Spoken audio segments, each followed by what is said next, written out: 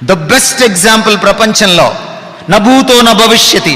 సుఖాన్ని అంత అద్భుతంగా ఎంజాయ్ చేసిన వాడు మరొకడు లేడు. అతని పేరు సోలమన్. ఈ నేటి కుర్రాళ్ళు ఎవరు కూడా ఆయన దగ్గరికి కూడా రాలేరు ర్యాంకింగ్లో. ఆయనకున్నంతమంది గర్ల్ ఫ్రెండ్స్ వాళ్ళకు ఎప్పుడూ లేరు. మొన్న ఈ మధ్య నేను గల్ఫ్ దేశం వెళ్తే, ఏంటంటే ఇన్ని పెద్ద బంగ్లాలు కట్టేశారు, అంతా ఒకలాగే ఉన్నాయి, రాజప్రసాదాలు లాగా ఉన్నాయంటే, మా రాజుగారి 100 భార్యలు కండి అన్నారు. నాకు అనిపించింది, ఈ రాజుగారు కూడా సొలొమోన్ని బీటౌట్ చేయలేకపోయాడా అని.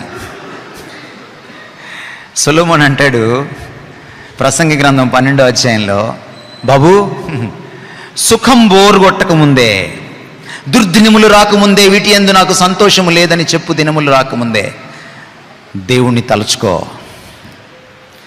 ఫ్రెండ్స్, ఈ సూత్రం గుర్తుపెట్టుకోండి. సుఖపడుతున్నారే చాలామంది క్రైస్తవ నాయకులు, సేవకులు, పాస్టర్లు, వాళ్ళు ధన్యులు కాదు, మీరు ధన్యులు.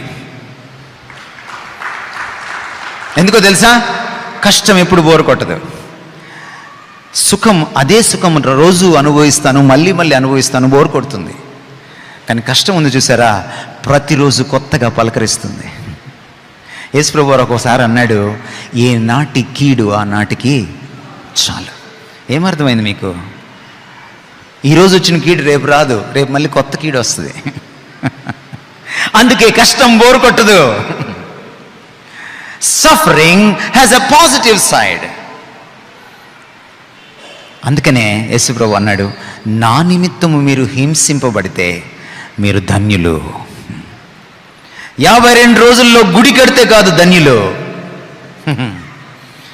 మీరు పేదవాళ్ళు అయి ఉండొచ్చు, మీ దగ్గర కాంగ్రిగేషన్ 30 మందే ఉండుండొచ్చు.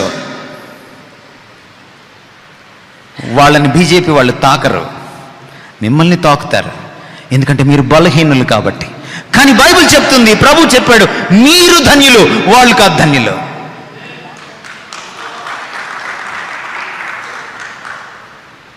ధన్యులు మీరు. నా నిమిత్తము బిఎండబ్ల్యూలో తిరిగేవాడు ధన్యుడు కాదు. నా నిమిత్తము వెనక బ్యాక్గ్రౌండ్లో రోజుకొకటి మార్చేవాడు ధన్యుడు కాదు. నా పేరు చెప్పుకొని గన్మెన్లను పెట్టుకునేవాడు ధన్యుడు కాదు. కానీ మీరు ధన్యులు. నా నిమిత్తము హింసింపబడువారు ధన్యులు. ఈ మొదటి వారు ఉన్నారే, ఈ రోజున టీవీలో కనపడుతున్నారే,